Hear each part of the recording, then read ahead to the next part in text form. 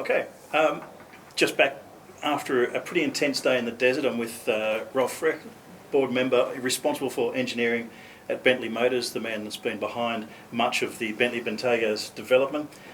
It's been a hot day out there today in the deserts of Dubai, touching 55 degrees at some points there today. How has this test and development been from your side of the fence? Yeah, of course, as you said, it was a really hot day, but that's why we are here to test out. We have to test the extreme with this car, and that is the main reason to come here down to Dubai, because you have everything what you need for these extreme situations. And expecting a really good market for the Bentayga here, we have to prove it. And as you experienced, I think we are already on a good way to get it done.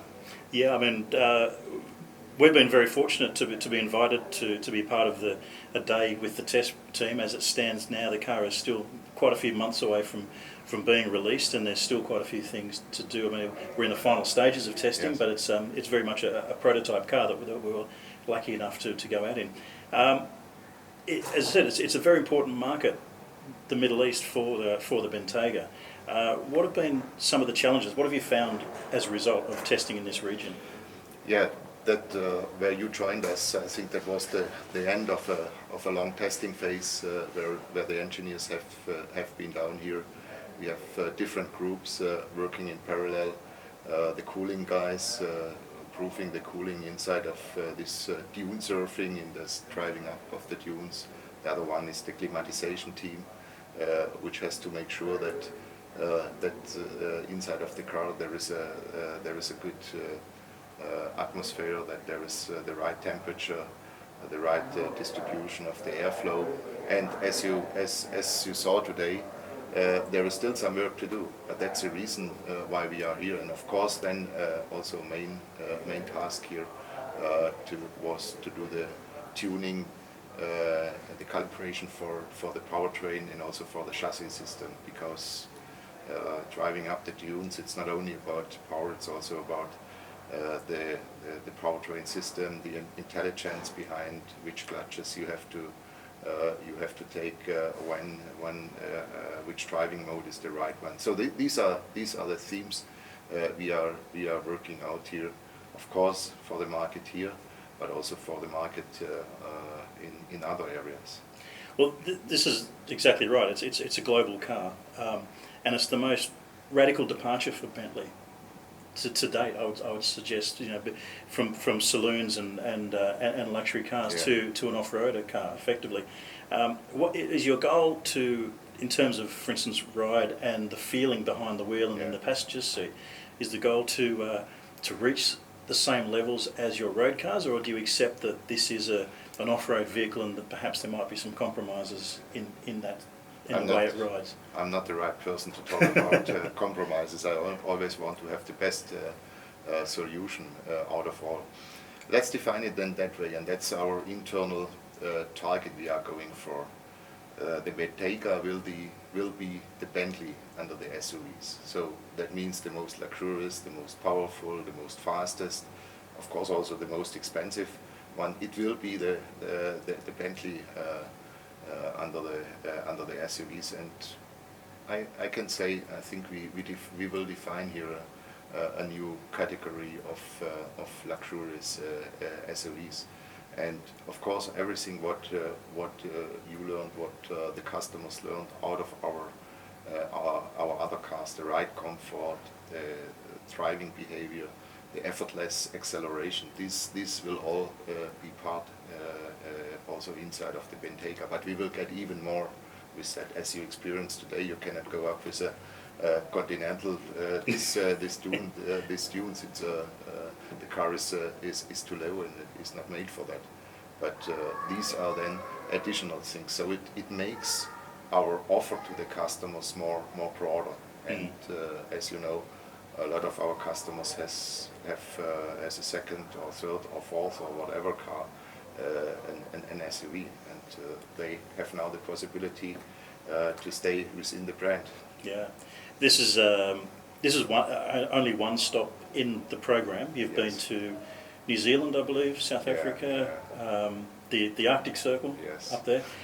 What's next? Where else do you need to go with this car before you can release it to the public? Yeah, we are working in parallel in a lot of areas. As I told you, in parallel to the drive here, in over 50 degrees, some of my team are down in New Zealand to prove and to finalize the ESC calibration in the window testing. Of course, we finalized it already end of March. But now we did some changes based on the experience now here in the sand, based on our road testing. And of course we know what that means also for the window, but we just want to make sure that nothing come back, so therefore they are over there. We have a lot of cars currently running in endurance tests all over the world.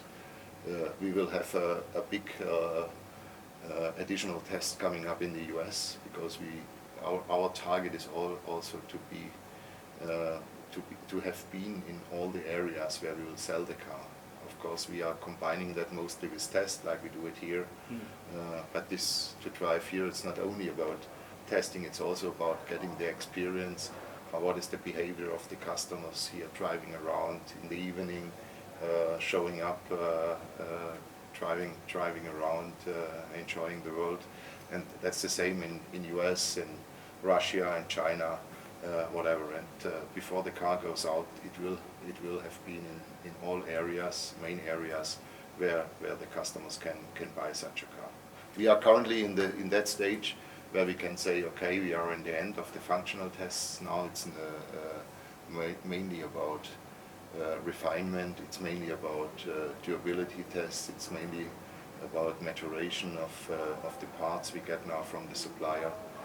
It's now about the process, building these cars, and then the experience does all that what we defined in engineering work in the way as we wanted and as we defined, even when there are coming parts directly from the supplier, from the production supplier. So these are the tasks. So we are not ready, but and as you experienced today, we still have some things to do. But that's the point why we are here. And I always say that all the topics, all the problems, they are really like gold, because now if we find them today, the customer will not find them, because that's what we don't find, the customer may find them.